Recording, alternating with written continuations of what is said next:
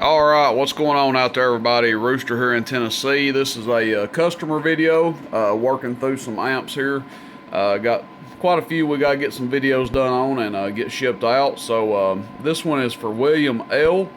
This is a 8-pill 454 with delay and biasing. So that's your sideband switch there. Your delay is on, off in the middle, AM mode up top here. Delay works fine.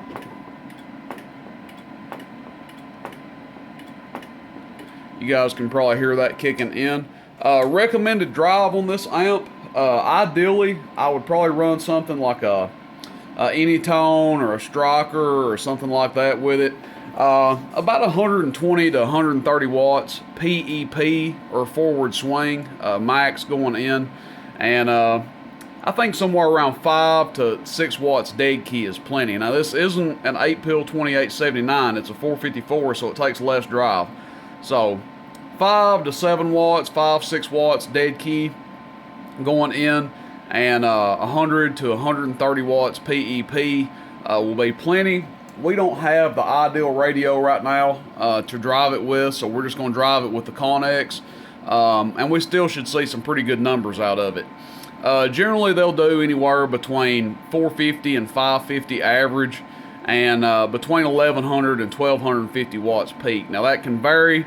Also, this one has delay and biasing in it, so it will do a little bit less when you add biasing to them. They do tend to do just a little bit less power, but solid running amp. Like I said, great combination with the Strikers, Anytones, the 100 to 130 watt radios. They run really good with these things. So that being said, the radio we're testing it with only does about 50 watts PEP, and it does about 20 watts average. So less than half of the amount of drive that we can put into it. But we still, like I said, should see some pretty solid numbers out of it. But keep in mind, we're not driving at max power. This is just a test video to make sure the amp is working properly before it is shipped out. We'll just give it a good audio into the mic here.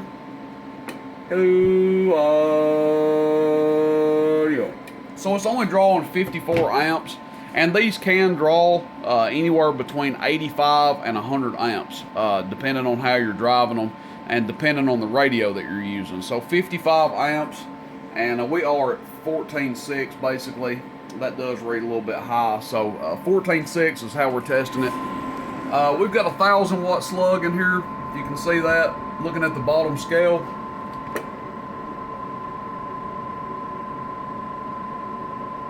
So a 3 watt dead key is giving us about a 40 to 50 watt dead key out. Again, 5 to 7 watts dead key going into this thing will work just fine. We're putting about 3 watts into it right now.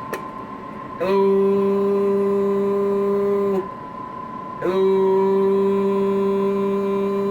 300 watts average. Again, only putting 20 watts average in. It can take between 40 and 50 watts average. PEP.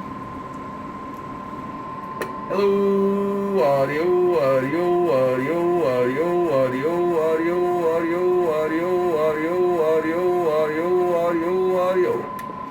About 775, and that's with 50 watts peak going in. So definitely this thing will jump on up in power. You could use like a little 1-pill modulator to hit it, as long as you didn't overdo it. Like I said, 120, 130 watts, maybe even 140 watts PEP. Just be sure and keep your dead key 5 to 7 watts going in. I would run the overall dead key on this amp 150 to 200 watts myself, and let it swing the rest. So if it does 1200 watts, you know, whatever, run the dead key around 200 or so. But I really like the 8-pill 454s. Pretty popular amp. Sell a lot of them. Sell a lot of the 4-pills. But this one's got a clean bill of health, and it will be going out to the customer. This was a custom ordered amp, and I usually give people a time frame, 4 to 6 weeks or so, and I think this one ran right to the time frame. I think it's been about 5 weeks since he ordered it, give or take. So That's it, guys. 8 pill 454. One of my personal favorites. Obviously not as strong as the 8 pill 2879, but a really good gain out of these. They don't draw a ton of power, and they work good with several different radios. As you can see, even though we're not driving it to max power, still does a good job with the Connex. It's not doing max power by any means, but doing a good job with it. All right, guys, have a good one. Questions, comments, complaints, shoot me a text, 423-299-3535. Rooster in Tennessee. See you, bye.